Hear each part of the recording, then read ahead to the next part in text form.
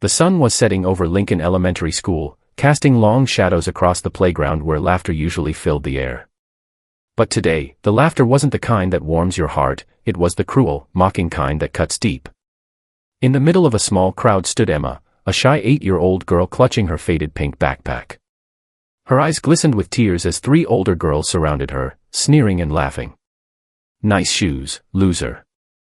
Did your mom buy them from the trash?" one of them jeered, kicking dust at Emma's feet. Emma bit her lip, trying to stay strong, but the sting of their words broke her down. Her small voice trembled, "Please, just leave me alone." But bullies rarely listen. They shoved her lunchbox to the ground, scattering her sandwiches across the dirt, as the crowd of kids laughed. For a moment, Emma wished she could disappear. A few feet away, inside a silver SUV, Emma's mother, Sarah, had just pulled up early to pick her daughter up from after-school art club.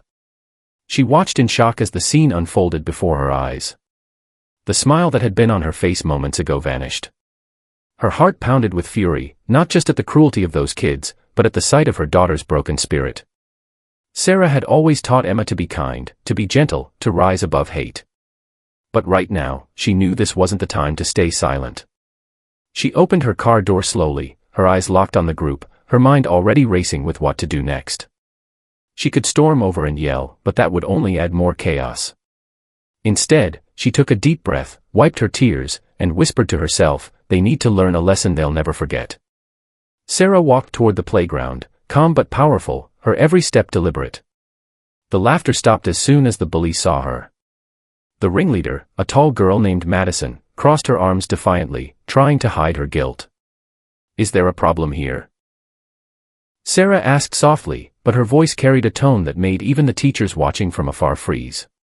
Emma looked up at her mom, her face streaked with tears. They made fun of me again," she whispered.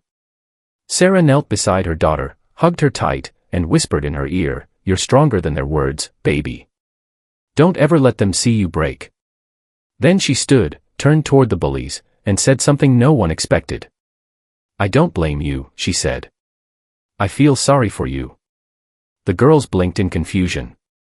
Because anyone who finds joy in hurting others is clearly missing something beautiful inside. Her voice was calm, but her words struck like lightning. The playground was silent. Every kid was listening now. Sarah continued, "You think being cruel makes you powerful. It doesn't. Real strength is in kindness, courage, and the way you lift others up. You girls may not realize it now, but one day, you'll remember this moment, and I hope it changes you." Madison tried to roll her eyes, but her confidence faltered. "Whatever," she muttered, though her trembling voice betrayed her. Sarah smiled sadly. "You're better than this, even if you don't know it yet. But if I ever see you bullying my daughter or anyone else again, I'll make sure your parents, your teachers, and the entire community know exactly who you are when no one's watching." There was a quiet gasp from the bystanders.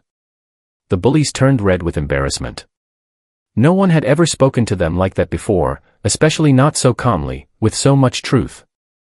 They picked up Emma's lunchbox and stammered apologies before walking away, heads bowed. But Sarah wasn't done.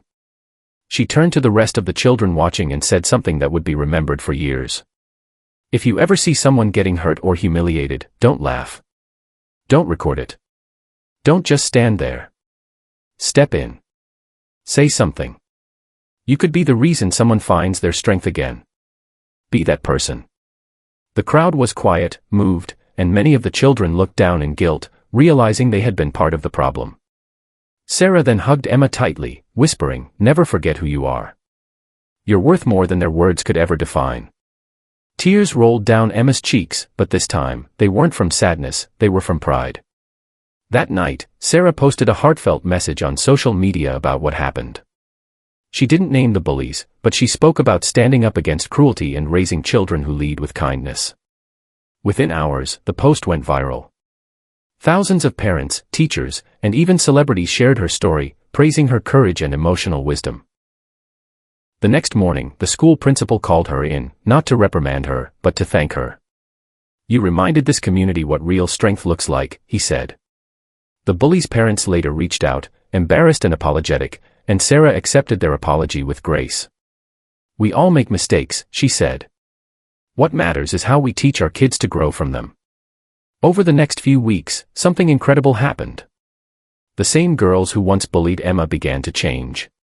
They started sitting with her at lunch, helping her with homework, even defending other kids from teasing. When asked why, Madison admitted softly, because her mom made us realize how ugly we were being. She didn't hate us, she helped us see ourselves. Emma's confidence grew. She joined the school's kindness club and began speaking about her experience, encouraging other kids to stand up against bullying, not with anger, but with strength and compassion. And that's how one mother turned a painful moment into a movement. Sarah didn't just defend her daughter, she changed hearts, starting with 3 girls who needed it most. Her quiet strength reminded everyone that real power isn't in shouting the loudest or striking back, it's in choosing love when hate tries to win.